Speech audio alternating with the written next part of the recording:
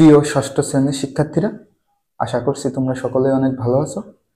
তোমরা ইতিমধ্যে জেনেছো যে তোমাদের ষান্মাসিক বার্ষিক মূল্যায়ন পরীক্ষা আর কিছুদিনের ভিতর অনুষ্ঠিত হবে।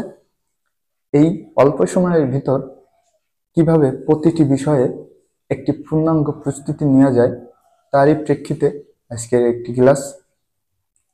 এই ক্লাসটি মূলত একটি সাজেশনমূলক ক্লাস। এই ক্লাসে তোমাদের সঙ্গে আলোচনা করব তোমাদের মনের সবচেয়ে একটি কঠিন সাবজেক্ট বিজ্ঞান বিষয় নিয়ে। ক্লাসটি শুরু করার আগে তোমাদের একটি কথা বলতে চাই, তোমরা সকলে এই ক্লাসটি মনোযোগ সহকারে দেখবে এবং ক্লাসের ভিতরে কিছু গুরুত্বপূর্ণ টিপস তোমাদের দেওয়া হবে যেগুলো তোমাদের পরীক্ষায় অনেক কাজে দেবে। তো চলো শুরু করি।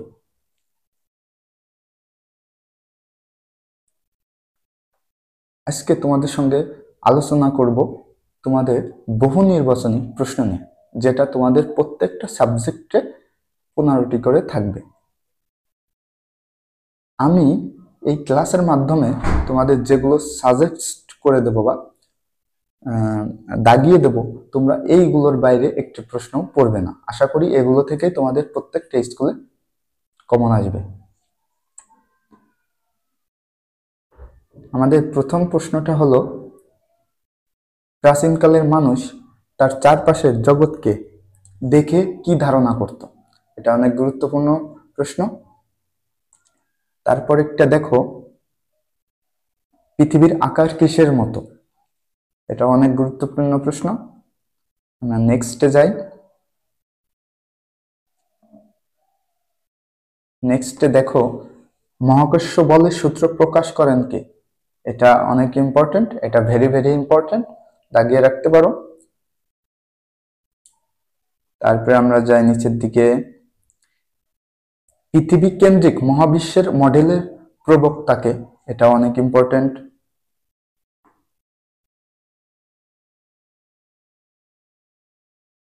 তারপরে আমরা নেক্সটে যাই।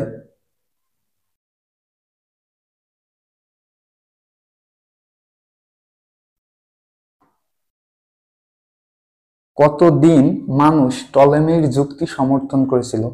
এটা একটা গুরুত্বপূর্ণ প্রশ্ন। তারপরে দেখো, পৃথিবী সূর্যকে কেন্দ্র করে ঘুরে এই মতবাদ প্রথম প্রচার করেন কে? এটা অনেক গুরুত্বপূর্ণ প্রশ্ন। তারপরে দেখো, কোপার্নিকাসের প্রথম বই কত সালে প্রকাশিত হয়? এটা অনেক গুরুত্বপূর্ণ প্রশ্ন। তারপর আমরা নেক্সটে যাই। দেখো, এই প্রশ্নটা সকল স্কুলের ক্ষেত্রে প্রযোজ্য এবং এটা আসতেই পারে। গ্যালিলিও কি ব্যবহার করে মহাকাশ পর্যবেক্ষণ করলেন? এটা ভেরি ভেরি ইম্পর্টেন্ট, এটা তোমরা করতে পারো। ওকে, এটা মোস্ট ইম্পর্টেন্ট প্রশ্ন। তারপর নেক্সটে যাই। নেক্সটে দেখো, আমাদের মিল্ক ওয়ে ছায়াপথের একমাত্র নক্ষত্র কোনটি? এটা সূর্য, এটা অনেক ইম্পর্টেন্ট প্রশ্ন। এবার আমরা নেক্সটে যাই।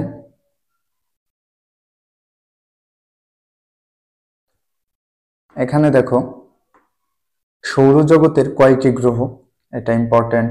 তারপরে সূর্যের সবচেয়ে দূরের গ্রহ কোনটা? এটা ইম্পর্টেন্ট।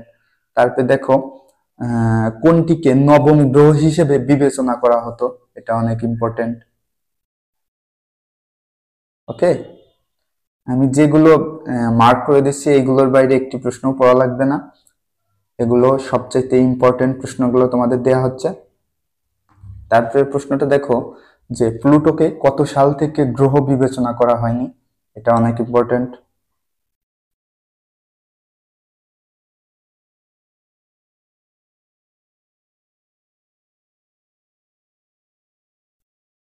তারপরে দেখো, কত বছর আগে আমাদের সৌরজগতের সৃষ্টি হয়েছে বলে অনুমান করা যায়? এটা ইম্পর্টেন্ট। তারপরে দেখো, সৌরজগৎ সৃষ্টি হওয়ার পূর্বে এটি কি অবস্থা ছিল? এটা অনেক ইম্পর্টেন্ট।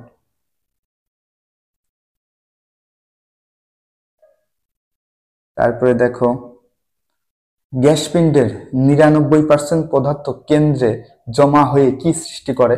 এটা আসার মতো একটি প্রশ্ন। তারপরে দেখো সূর্য কি ধরনের জ্যোতিবস্তু, সূর্য কি ধরনের জ্যোতিবস্তু এটা আসতে পারে। ওকে, তারপরে দেখো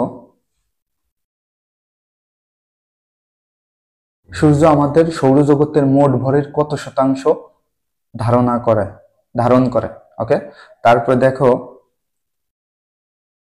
পৃথিবী থেকে সূর্যের দূরত্ব কত, এটা হলো মোস্ট ইম্পর্টেন্ট, এই প্রশ্নটা আসবেই, তোমরা লিখে রাখতে পারো প্রতিটা স্কুলের।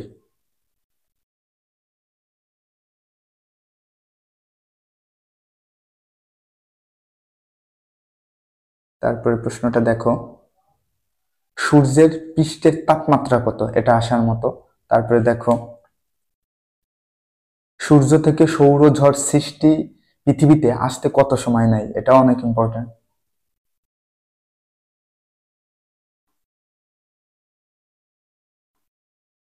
তারপরে দেখো সৌরজগতের সবচেয়ে ছোট গ্রহ কোনটি।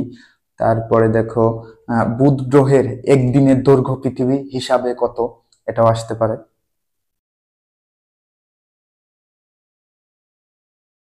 তারপরে দেখো সৌরজগতের দ্বিতীয় গ্রহ কোনটি। তারপরে শুক্র গ্রহের বৈশিষ্ট্য কোনটি।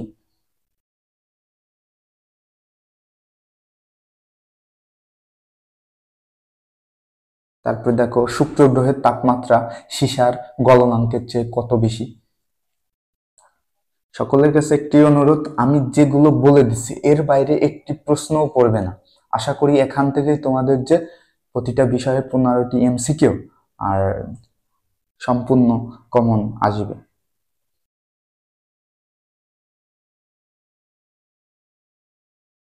তারপর দেখো শুক্র গ্রহে সূর্য কোন দিক থেকে ওঠে, এটা ইম্পর্টেন্ট।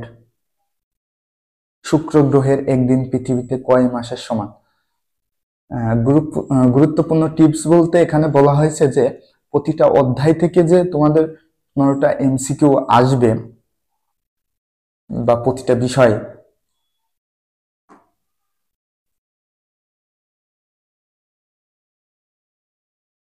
তারপরে দেখো পৃথিবীর ব্যাসার্ধ কত। তারপরে দেখো নেক্সটে যাই আমরা, মঙ্গল গ্রহ সৌরজগতের কততম গ্রহ, এটা আসবেই, মোস্ট ইম্পর্টেন্ট প্রশ্ন এটা।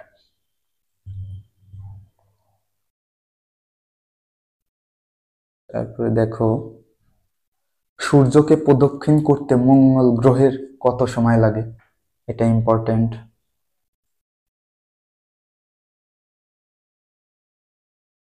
তারপর দেখো বিগ ডিপারের কতটি তারা থাকে, বিগ ডিপারে কতটি তারা থাকে, এটা ইম্পর্টেন্ট।